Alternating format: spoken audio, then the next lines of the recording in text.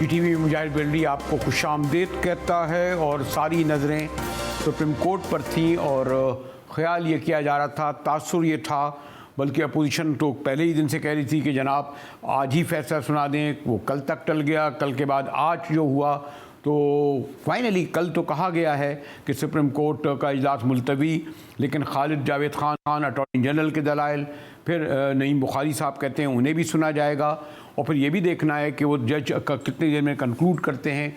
बज़ाहिर तो ये लगता है कि कल तक ये फ़ैसला आना चाहिए, कि ख़ुद चीफ जस्टिस कहते हैं कि वक्त बड़ी तेज़ी से गुजर रहा है और ये भी कहते हैं कि बदकिस्मती से सुप्रीम कोर्ट को इसका ज़िम्मेदार ठहराया जा रहा है कि वो जल्द फ़ैसला क्यों नहीं सुनाता।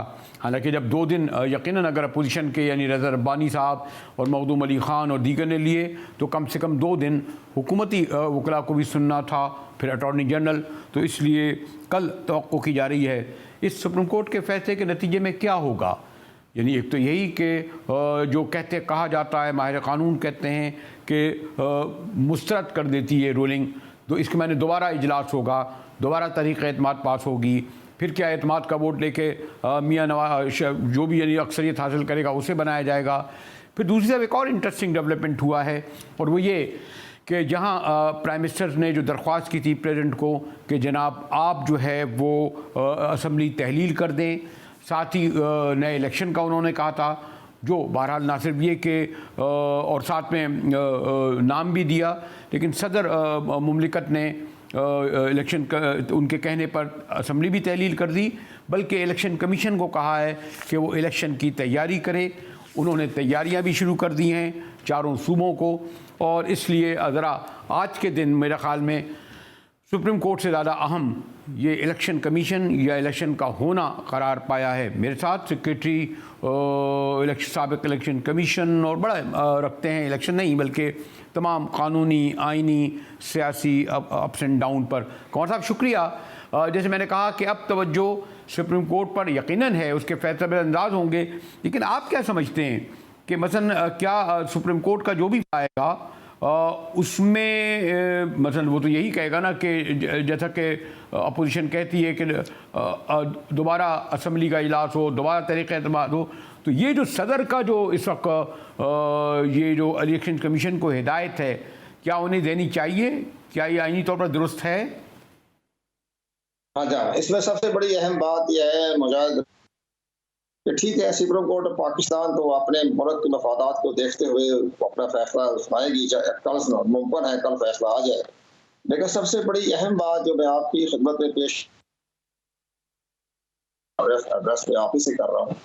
अब प्रेसिडेंट ऑफ पाकिस्तान ने आज खत लिखा है चीफ इलेक्शन कमीशन को कि आप अपने नए इलेक्शन की तारीख जो है वो मुकर्रर करने के लिए हम आपस में बहमी मशावरत करें या आप दें ताकि मैं उसको मंजूरी दे। ये एक नया गैर एक अब दोनों की मशावरत सही डेट पर मुकर्रर होती है शेड्यूल की। तो इलेक्शन कमीशन ऑफ पाकिस्तान के चीफ इलेक्शन कमीशन ने आज लिखा है प्रेसिडेंट ऑफ पाकिस्तान को कि हम 90 दिन में इंतखाबात कराने की पोजीशन में नहीं है, क्योंकि इसमें बहुत से प्रॉब्लम है, डिलिमिटेशन है, इलेक्टोरल की अपडेशन होनी है। सबसे बड़ी अहम बात यह है कि डिजिटल सेंसस होनी है और कॉन्स्टिट्यूशन में ये लिखा हुआ है कि जब तक आप अपने होने के बाद यानी मर्दमशुमारी के बाद ही आप डिलिमिटेशन करा सकेंगे और इसके बाद फिर अपडेशन ऑफ इलेक्टोरल। तो आज बड़ा इंपॉर्टेंट खत लिखा है चीफ इलेक्शन कमीशन ने प्रेसिडेंट पाकिस्तान को, तो उनको साथ ये भी लिखा है कि जनाब हम तो 1.5 साल से प्राइम मिनिस्टर पाकिस्तान को 15 खत लिख चुके हैं कि जनाब इस पर कानून साजी कर लें, डिलिमिटेशन कर लें। सुबह खैर पख्तूनख्वा के जो चंद जिला जो है जो हुकूमत सूबाई जिलों में मर्ज हो गए हैं, मदगम हो गए हैं, उनकी हल्का बंदियां होनी है, उनका कानूनी पोजीशन होनी है, ये सारी आप कानूनी पोजीशन तय कर लें। वो 20 दिसंबर से लेकर कम मार्च अप्रैल तक यानी 2021-22 गुजर गया और वो खत लिखते रहे प्राइम मिनिस्टर पाकिस्तान को, लॉ मिनिस्टर को, पार्लियामेंट मिनिस्टर को, स्पीकर साहब को, चेयरमैन सेनेट को भी उन्होंने का जवाब नहीं दिया। तो आज चीफ इलेक्शन कमीशन ने वो सारे खतूत जो है वो उसको साथ अटैच कर दिए हैं और प्रेसिडेंट पाकिस्तान से कहा कि जनाब देखिए हम तो कोशिश कर रहे थे लेकिन आपकी जो है साबका हुकूमत जो है नहीं, लेकिन ये जो आप इसके मायने जो कल का उनका जो ऐलान था यानी इलेक्शन कमीशन तो हर वक्त इलेक्शन के लिए तैयार रहता है ना, ये कहा गया इससे पहले भी बड़े हंगामी हालात होते हैं में हुआ है ना, हम कभी असम्बलियाँ मुद्दत पूरी नहीं कर सकी तब भी उन्होंने 3 माह में इलेक्शन किया ना, ये पहली बार तो नहीं हो रहा।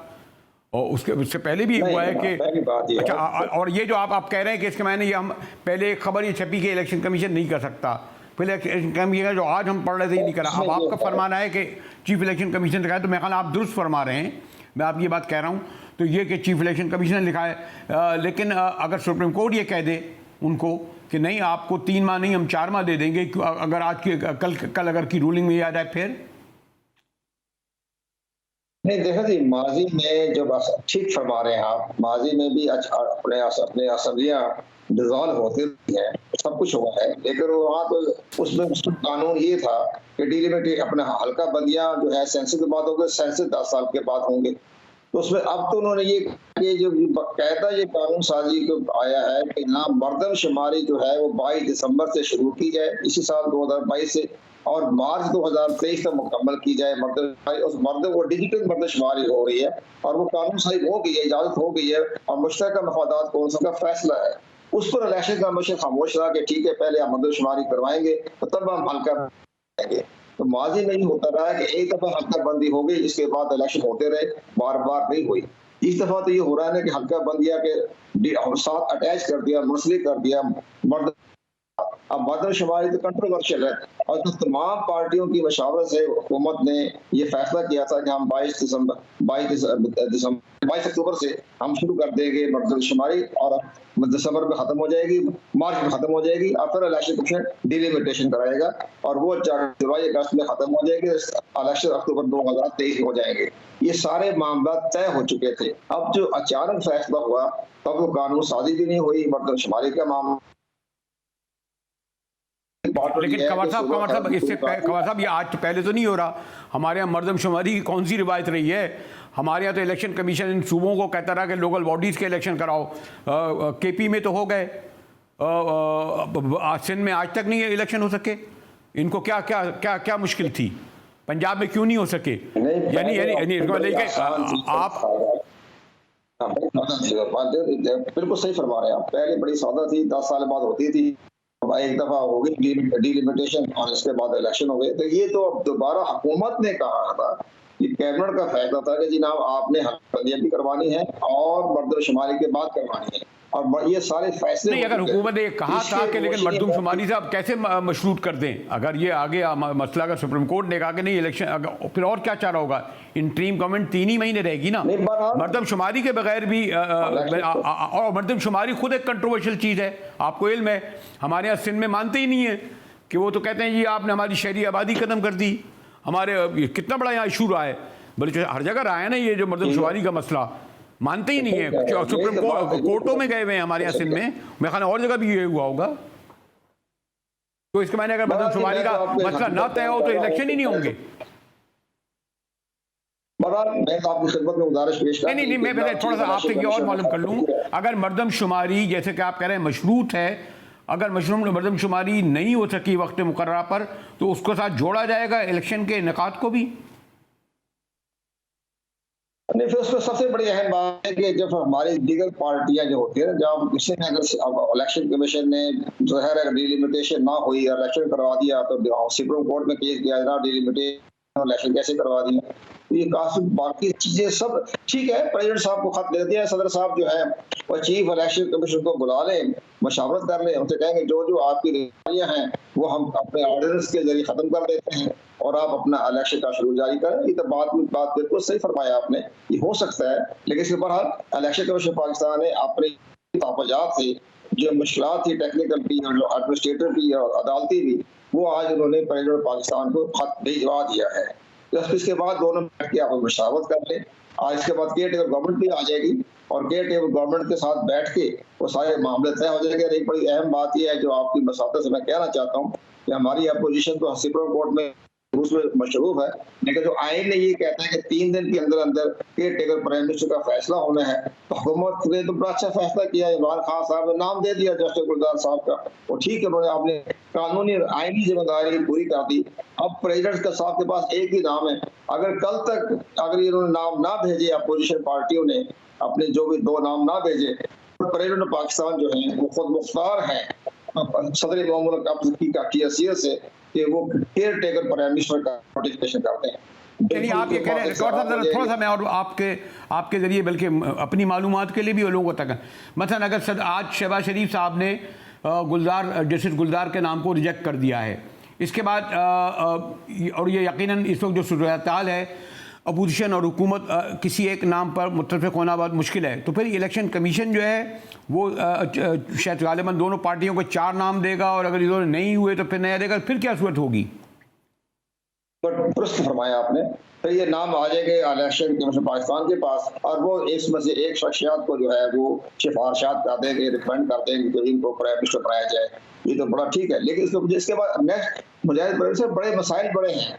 मसाइल ये हैं कि आपने जो केयर टेकर गवर्नमेंट आ जाएगी तो आपने बाकी चारों सूबों को भी जो है उसके बारे में मशावरत करनी पड़ेगी। वो भी उनकी असम्बलियां भी तहरीर करके एक ही मुल्क में कौमी असम्बली और चारों सूबाई असम्बलियों में भी इंतखाबात हो जाने चाहिए ना। अब आधा तीतर आधा बटेर वो कैसे करेंगे? ये हमारे जो नेक्स्ट प्राइम मिनिस्टर साहब आएंगे, केयर टेकर गवर्नमेंट बनेगी, टेक्निकल लोग होंगे उसके अंदर, बिल्कुल गैर जानदार शख्सियात होंगी, तो वो सब फैसला करके मुमकिन है कि चारों सूबाई मिनिस्टरों से मशवरा करके वज़ीर-ए-आला से वो भी असम्बलियां डिसॉल्व हो जाए। तो ये 90 दिन में ना हो जाएगा तो 100 दिन में हो जाएंगे इलेक्शन, ज्यादा से ज्यादा इतना ही फर्क पड़ेगा ना, 120 दिन में हो जाएंगे इलेक्शन।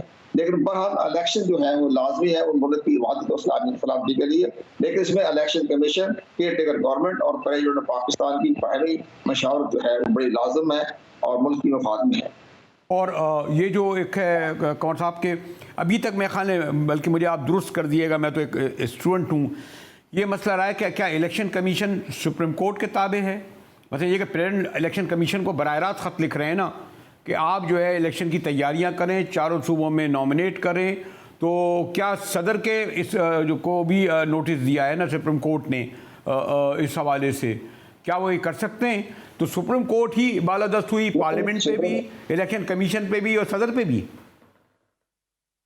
नहीं, सुप्रीम कोर्ट बड़ी हाईली अथॉरिटी है, वो गाइडलाइन दे सकती है, क्योंकि supreme court of Pakistan guideline हर इदारे को गाइडलाइन दे सकती है, इलेक्शन कमीशन को भी दे सकती है और प्रेसिडेंट ऑफ पाकिस्तान को भी दे सकती है। लेकिन बहरहाल जो सारे हालात को देखते हुए इलेक्शन कमीशन पाकिस्तान आज बड़ा जो खत लिखा है बड़ा आईनी और कानूनी की रोशनी में प्रेसिडेंट साहब को, तो वो भी इस पर गौर खोज कर लेंगे।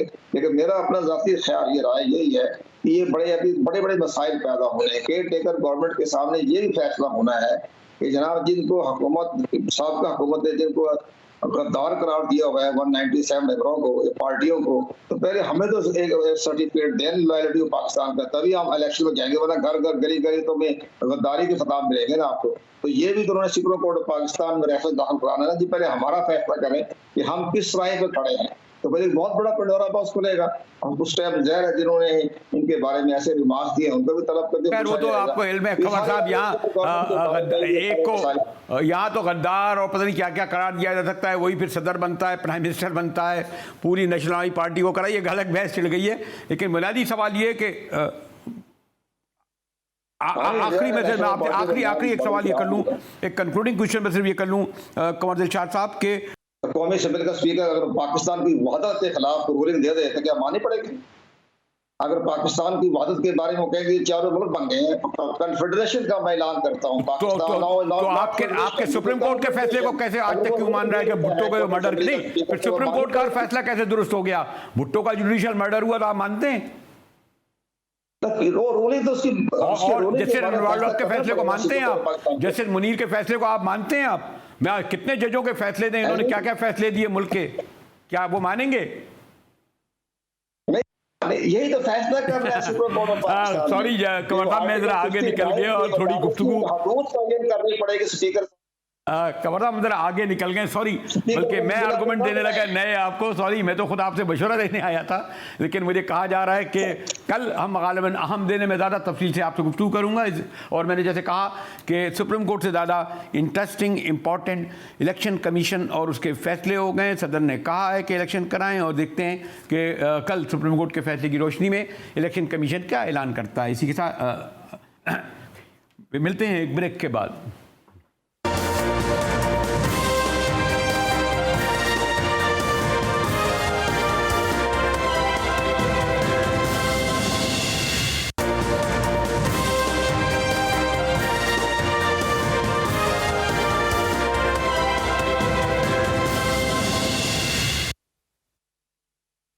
में एक बार फिर मुजाहिद बिल्ली आपको खुशामदीद कहता है।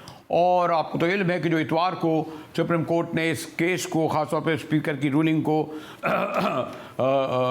पर कार्रवाई शुरू की थी, तो ख्याल था कि या तो उसी दिन हो जाएगी, नहीं पीर को हो जाएगी, मंगल, लेकिन अब ऐसा लगता है कि शायद जुमेरात को सुप्रीम कोर्ट अपोजिशन और हुकूमत के तमाम दलाइल सुनने के बाद अपना फ़ैसला दे देगा। आज का दिन भी बड़ा एतबार से दिलचस्प रहा कि सवाल जवाब जो हुए ख़ास तौर पर हुकूमती अरकान से, मसलन मुमताज़ माहिर क़ानून है अली ज़फ़र साहब, उन्होंने ये कहा कि स्पीकर की रूलिंग को हाउस ख़त्म कर सकता है, ये वकील ने कहा। और उन्होंने ये भी कहा कि अदालत पार्लियामान के फ़ैसले का जायज़ा नहीं ले सकती। जस्टिस साहब भी हमारे जो हैं, जस्टिस मुनीब और जस्टिस चीफ जस्टिस, उनका जवाब देते रहे और उन्होंने कहा कि क्या वज़ीर आज़म जिसे एजाज़ ने के तहलील कर सकता है। इस पर अली ज़फ़र ने कहा अगर असम्बली तहलील की एडवाइस रूलिंग के नतीजे में है तो जायज़ नहीं है।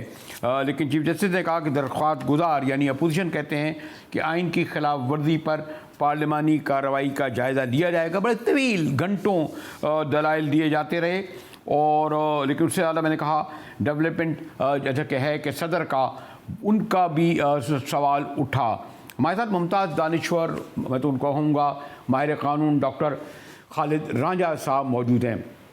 शुक्रिया रांझा साहब, एक अरसे बाद आपसे मुलाकात हुई और मेरे ख्याल में बहुत कम माहिर क़ानून हैं जिनके साथ मैं कह सकता हूँ कि वो दानिश्वर भी हैं, आप तो उस्ताद भी रहे हैं, कई किताबों मतलब इस सूरत को आप किस तरह देख रहे हैं? और सवाल फिर वही आ रहा है कि बालादस्ती पार्लियामान की होगी, और अगर जैसा कि हम सुनते हैं, लेकिन ये बार बार हमारी पॉलिटिकल पार्टियाँ चली जाती हैं सुप्रीम कोर्ट के पास, अपनी मर्ज़ी का फ़ैसला आए तो दुरुस्त, नहीं आए तो गलत। रांझा साहब दुरुस्त है बात ये जी कि अब इशू जो है ये आइन के तहफ़्फ़ुज़ का भी है और पाकिस्तान के तहफ़्फ़ुज़ का भी है। अगर आपने जब आइन बनाया तो तहफ़्फ़ुज़ यूँ दिया कि आइन के पार्लियामान के अंदरूनी मामलात में अदालत असरअंदाज नहीं होगी, दखल नहीं देगी। तो इसलिए ये भी कहा गया कि पार्लियामान जो है ये अदलिया के मामलात में दखल नहीं देगी और इससे ये दो अदारे इंडिपेंडेंट हो गए।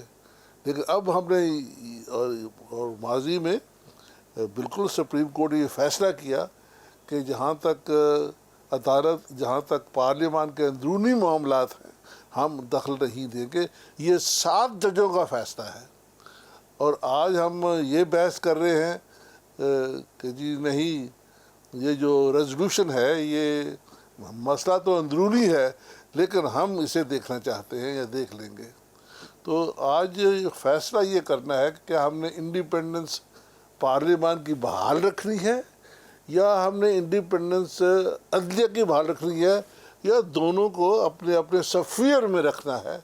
मैं समझता हूँ दोनों को अपने अपने सफ़ीर में रहना चाहिए और जो अंदरूनी मामलात हैं उनमें इंटरफेयर ना करें तावक्त के ये इस्टेब्लिश करें कि फेल जो है वो मेलाफाइडी है, बग़ैर इख्तियारात के विदाउट जुरिडिक्शन है या कोरम नॉन जुडिस है।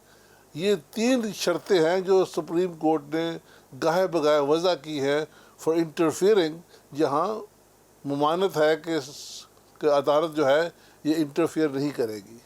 लेकिन आज अगर 7 जजों का ये फैसला है जिसकी तरफ आप इशारा कर रहे थे, तो फिर हुकूमती जानिब से ये सवाल क्यों नहीं उठाया गया या खुद जजों ने क्यों अपनी इस पे ऑब्जर्वेशन नहीं दी कि 7 जजों का ये फैसला आ चुका है कि पार्लियामेंट जो के मामलात में या पार्लियामेंट की रूलिंग में या पार्लियामेंट के रूल्स में जो है वो सुप्रीम कोर्ट दखल नहीं दे सकती?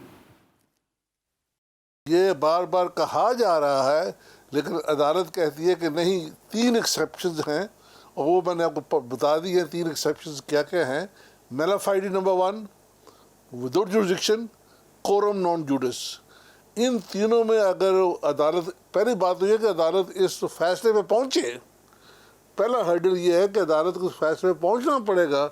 आया मेलाफाइडी है कि नहीं, आया विदाउट जुरिडिक्शन है कि नहीं, आया कोरम नॉन जुडिस है कि नहीं। जब तक अदालत ये फैसला नहीं कर पाती, अदालत जो है वो इंटरफेयर नहीं कर सकती। तो मोहतरम राजा साहब, अगर आप इस तरफ इशारा कर रहे हैं, जो नलफाई जैसे आप कह रहे हैं 1 2 3 जिसकी तरफ इशारा किया, तो इस केस में भी यही तमाम बातें हैं। ये जो प्रोसीडिंग हम जो 4 दिन की देख रहे हैं कि कहा यह जा रहा है कि हुकूमत और उनके स्पीकर ने जो है वो गद्दारी के मुर्तकब हुए हैं और जनाब गैर अखलाक़ी, गैर आइनी, हर तरह, तो ये बातें हैं राजा साहब? सिर्फ नलाफाइडी की बात करते हैं जी, बाकी तो नहीं है ना। ये बातें की जा रही हैं क्योंकि इसके बगैर तो सुप्रीम कोर्ट को इंटरफेयर करने का इख्तियार नहीं है ना। और ये बात की, लेकिन इसका फैसला सुप्रीम कोर्ट ने करना है। सिर्फ रूल्स के मुनाफी होना तो बुरी आइन की मुनर्रह होने वाली बात नहीं है। बात तो यह है कि क्या ये सारा काम जो है, जो स्पीकर है उसने बदनीति से किया है, बदध्यानती से किया है। It's a question of fact. और जो आदमी इल्ज़ाम लगाता है उसे साबित करना पड़ता है अदालत में। ये मसला अदालती है ना जी, पंचायती नहीं है। पंचायती और चीज़ है, अदालत में तो आपको सबूत दे के साबित करना पड़ेगा कि हाँ जी ये जो मसला है जो स्पीकर ने किया है वो गैर आइनी है, गैर कानूनी है और बदनीति पे मबनी है। राजा साहब, अगर अब जैसे मैं वैसे तो कहना नहीं चाहिए क्योंकि केस सुप्रीम कोर्ट में है, लेकिन 2 ही सूरतें हैं कि सुप्रीम कोर्ट इस रूलिंग को मुस्तरद कर देता है, तो फिर और असम्बलियाँ, जैसा कि अपोजिशन कह रही है, अभी मैं सुन रहा था कि हज़रत मौलाना फजल रहमान ये तक कह चुके हैं कि जनाब असम्बली बहाल होगी और फिर तहरीक अदम पेश होगी और फिर यानी उनके मुताबिक यानी जब होगी तो फिर वो पार्लियामान के यानी जो है वो कायद मुंतखब होंगे, फिर हल्फ लेंगे। क्या ऐसा हो सकेगा? पैदा हो एक बार जब असम्बलियाँ मैं समझता हूँ कि आपकी वसातत से मैं कहना चाहता हूँ कि ये मसला सियासी ज़्यादा है, अदालती कम है। मेहरबानी करके इसमें सियासी स्टेप लेना चाहिए और इलेक्शन नया करवा दें ताकि जो गालिम गलोच, जो बुराइयां की गई हैं, जो हमने जो कीड़े निकाले हैं वो पीछे छोड़ के आगे बढ़े और नए इलेक्शन में नई हुकूमत आएगी। They will reassess themselves internally and externally. लेकिन डॉक्टर साहब, मुझे ये हैरत होती है, आखिर आप भी माशाल्लाह मुशर्रफ दौर में वज़ीर क़ानून रहे, फिर ख़ास तौर पर 18वीं तरमीम के बाद तो कहते हैं तमाम सर जोड़ कर बैठे, बड़े तमग़े मिले, अवार्ड मिले कि जनाब अब तमाम इबहम दूर हो गया है। लेकिन अभी भी जब हम आइन की तरफ जाते हैं तो कई जगह वकला कहते हैं यहाँ पर आइन खामोश है। बस इस रूलिंग के बाद भी आया कि जो स्पीकर रूलिंग दे दे उसके बाद क्या होगा, अगर वो कहते हैं तहरीक अदम अगर पेश भी कर दे फिर क्या होगा। यानी कई जगह ऐसा आता है और ख़ुद आज इसको अपोजिशन वकील कहते हैं कि यहाँ आइन खामोश है। तो ये इबहम जो बार बार आ जाता है तो इसका अभी तक क्यों इजाला नहीं हो सका कि हमें बार बार फिर सुप्रीम कोर्ट से रिव्यू करना पड़ता है कि वो तशरीह करे। पार्लियामेंट ने रूल्स पार्लियामेंट बनाती है, तशरीह सुप्रीम कोर्ट करे। निज़ाम चलता है कन्वेंशंस पे। कन्वेंशन ये है कि स्पीकर अगर रूलिंग गलत भी दे दे तो हम उसकी अतायत करते हैं। आपने देखा है जब जाएंगे हाउस में तो जो जहाँ स्पीकर बैठता है उसके आगे सीधा खड़ा कोई आदमी नहीं चलता, सब झुक के गुजरते हैं उसके आगे से। उसके वजूद के आगे हर बंदा पार्लियामान में झुक के गुजरता है, meaning thereby you accept authority. तो वह कन्वेंशन अगर ना हो तो कानून आप कहाँ लेके आएंगे। तमाम चीज़ें जी, मैं फलां बंदे ने माँ की जूतियाँ उठा रही थी, ये एहतराम कन्वेंशन है कि लिखा तो नहीं हुआ। तो जब तक कन्वेंशंस पे हम नहीं आएंगे, जमहूरी सोच नहीं रखेंगे, उस वक्त तक मैं समझता हूँ कि जो ये है ना कि कहाँ लिखा हुआ है उससे बात नहीं बनेगी। आप जैसे लोगों को लेकिन डॉक्टर साहब इससे हटकर जैसे मैंने कहा आप तो माशाल्लाह जमहूरी कन्वेंशंस हैं उनको बहाल करना पड़ेगा। दानिश्वर, ये जो फिर आइन है, कानून है और ये जो जमहूरियत है या पार्लियामेंट है, तो कोई अखलाकियात भी कहीं है या नहीं 20-22 अरकान एक पार्टी से मुंतखब होते हैं, फिर कहीं अगवा हो रहे हैं, किसी होटल में बैठे हैं, किसी सेना हाउस में बैठे हैं। तो ये जो अच्छी अच्छी बातें हो रही हैं जमहूरियत के हवाले से कि जी सुप्रीम कोर्ट और बड़े बड़े लोग जो गुफ्तगू बातें कर रहे हैं, वो इस चीज़ों को नहीं देखते कि ये गलत या सही। बाकायदा लोटे कहा जा रहा है, पैसों की बातें हो रही हैं, बिकाऊ माल, कुछ नहीं। ये क्या है डॉक्टर साहब? बात ये कि जब मिसाक जमहूरियत की बात हो रही थी तो पहली डिमांड नवाज शरीफ साहब की ये थी कि मैं तब बैठूंगा जब मेरी ये बात मानो कि मुझे इख्तियार हो कि मैं पार्टी के किसी बंदे को भी निकाल सकूं। उनकी इस डिमांड के ताबे ये तरमीम आई थी आइन में। तो जो हमारी सोच है वो फ्यूडल है, सोच फ्यूडल है, गुफ्तगू हम एगैलिटेरियन करते हैं। हमारी सोच एगैलिटेरियन नहीं है, सोच हमारी फ्यूडल है, लेकिन गुफ्तगू जो करते हैं हम वो एगैलिटेरियन है। शुक्रिया डॉक्टर खालिद रांझा साहब। जैसे मैंने कहा कि रांझा साहब एक बहुत ही पुख्ता, बहुत ही सीनियर सीजन न सिर्फ लॉयर हैं बल्कि एक मुस्तनद दानिश्वर हैं। आपने उनकी गुफ्तगू से अंदाज़ा लगाया होगा। चलते हैं एक ब्रेक की जानिब।